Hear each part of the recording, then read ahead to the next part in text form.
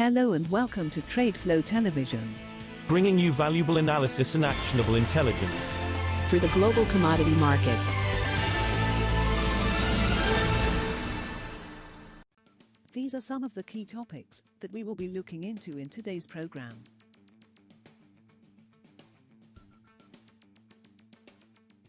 First, let's take a look at the overnight headlines which are impacting the commodity markets. Traders have accelerated crude oil sales from floating storage in December to meet higher demand in Asia as the region's refineries throttled up for peak winter consumption, trade sources and analysts said. The drop in excess global stored oil and a sudden decision by world's top exporter Saudi Arabia for extra output cuts in the next 2 months are expected to keep supplies snug and support prices. Oil prices are up, and backwardation has widened in expectation of a tighter crude market, said Serena Huang, Asia lead analyst at data analytics firm Vortexa. The global rice market is grappling with logistical disruptions at major supply ports caused by a lack of shipping containers. At the same time, a worldwide rush to stockpile food is spurring demand for the staple grain. The logistics difficulties illustrate the way the COVID-19 pandemic has upended the global trade in finished goods and raw commodities. As the pull of goods to Europe and the United States has left Asia short of the shipping containers needed to move materials, rice shipments from both India, the world's biggest rice exporter, and Thailand, the world's second biggest supplier, are facing delays. Moving on to the top news in the energy sector. U.S. renewable fuel credits surged on Tuesday after Valero Marketing and Supply Company filed a lawsuit alleging that a commodity group failed to deliver them credits needed to prove compliance with U.S. biofuel blending mandates, traders said. Market participants bought up the credits on Tuesday on concerns that companies would be short the compliance credits and would have to buy in the market, traders said. That boosted renewable fuel credits by 13% from the previous session and biomass-based credits by 8%. U.S. crude oil stockpiles fell sharply last week while fuel inventories rose, the Energy Information Administration said on Wednesday, and 2020 came to a close with a sharp decline in overall demand due to the coronavirus pandemic. Crude inventories fell by 8 million barrels in the week to January 1 to 485.5 million barrels, their biggest decline since August, exceeding analysts' expectations in a Reuters poll for a 2.1 million barrel drop. The drawdown in stocks is typical for the end of the year, when energy companies take barrels out of storage to avoid hefty tax bills.